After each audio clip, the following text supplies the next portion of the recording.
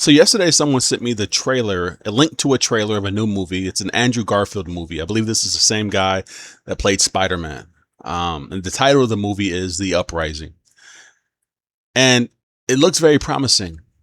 But the cool thing about it is that it has serious biblical connotations.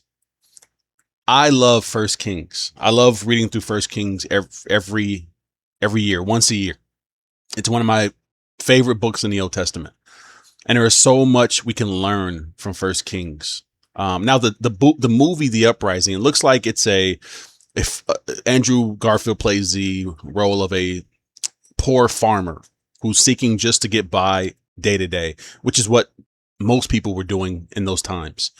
Poverty was a real thing, and it was spread across the land. It seemed in those times the only prosperous person was the king and those who worked directly for the king. And so in the trailer, Andrew Garfield's character has had enough.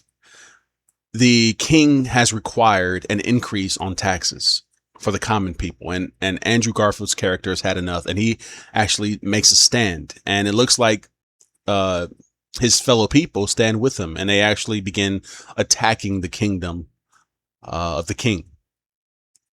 And the reason why this sticks out to me is because when we look at First King, okay, we have Rehoboam, okay, who was King Solomon's son and King David's grandson, obviously.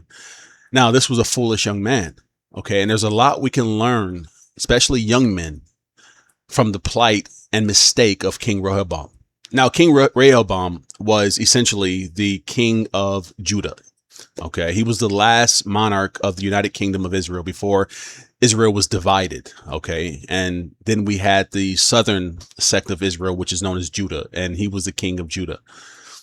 Now, let me address King Rehoboam's first mistake. Because if you read through First Kings, I believe it's chapter 12, it talks about how basically there's been an uproar of the people at the gates of the castle, Rehoboam's castle, the kingdom, and they're upset, okay? And they're warning King. They're warning him, the young man. Okay, your father was very hard on us. Okay, he basically strangled all that we had out of us. Now we're asking you politely to please not be as strenuous and strict as your father was. Please give us grace. Now, what King Rehoboam does is, instead of taking the advice, well, let's look at 1 Kings 12:8. It says, but Rehoboam rejected the advice of the elders that gave him the advice, and rather consulted with the young men who were his friends that he had grown up with. And that was his mistake. So instead of listening to the men who had served under his father, okay, who had given him wise advice that would help him, okay, and help retain his kingdom, he decided to say, y'all old dudes don't know anything. I'm going to go and listen to my boys, my homeboys. I'm going to listen to them. And obviously they gave him stupid advice.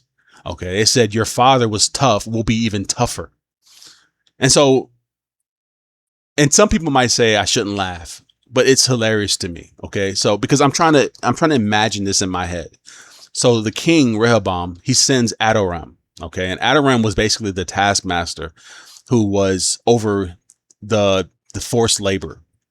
And so King Rehoboam sends Adoram to the people to deliver the message that, no, I will not ease up on you. Matter of fact, I'll make it much harder for you.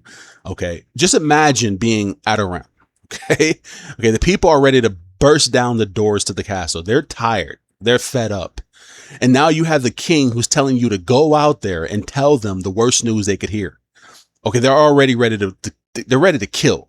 And I'm going to go out here and tell them this news. And so that's what he does. And he gets stoned to death. Okay. So I can kind of picture King Rehoboam kind of like looking out of his little window, right? Kind of like peeking to making sure that nobody can see him peeking. And he sees that Adoram gets stoned to death. And then he takes off on his horse. Like, that's hilarious to me. But it's also a lesson. Okay. And what's the lesson there? The lesson is, and I think a lot of young people make this mistake today, is thinking that older people don't know what they're talking about, thinking that our elders, our parents aren't wise, thinking that, oh, they don't know, they're old. This is the new time. This is a new era. You're old folk. Go away. Okay. That's not true. Listen, anytime there is someone who is older than you, someone who has lived longer than you that wants to give you some type of advice, listen to it. Now, that doesn't mean that you also always have to take the advice. But if there's someone that's willing to take time out of their day to give you some knowledge, some wisdom, listen to it. Okay. Don't ever be too big for wisdom. Okay. And wisdom is not something that's earned or I mean, it's not something that's a birthright. You have to earn it. Okay. And you earn it through trials, tribulations, through living life. And so don't be a foolish young person who kind of waves your finger at somebody who's older who wants to give you some wisdom that can help you. Because if Rehoboam had listened to those elders, okay, he would have not been ran out of his kingdom. Okay. And so I look forward to this movie, The Uprising, because number one, it looks exciting. Andrew I think he's a pretty good actor. And I love movies that I can relate to the Bible, right? I love that about certain movies when I can look at them and say, oh, I see how that happened in scripture. I see how I can line it up with scripture. And because when I'm watching the movie, it kind of makes me think about the Bible. So I like that. So check out the trailer. It's called The Uprising. It's a really good trailer.